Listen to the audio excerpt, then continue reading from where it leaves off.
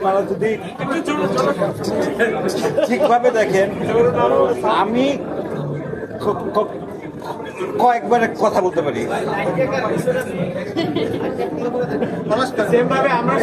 আমরা যেটা হচ্ছে যে আমি আমি প্রথমে female 1 2 3 I saw it many Times. আমি দেখতাম কারণ আমার ক্যারেক্টার যেহেতু এটা ছিল, সো আমার যাতে ওর সাথে না মিলে যায়, তো ওর ব্যাটার অবভিয়াসলি পলাশ খুব ভালো করে এই জিনিসটা। তো আমি ওর সাথে কথা বললাম তো কীভাবে করে, ওর ইন্সপিরেশন পয়েন্ট কি, অ্যান্ড ট্রাই টু ডু।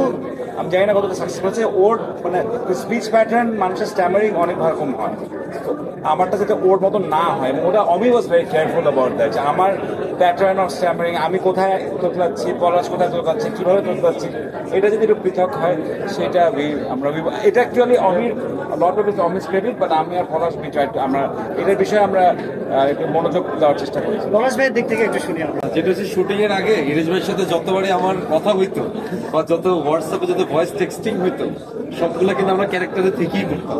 এটা হচ্ছে সবচেয়ে ইন্টারেস্টিং পার্ট। এবং যতবার তাকে আমি কোনো কথা বলতাম, আমি কিন্তু তোতলাই বলতাম।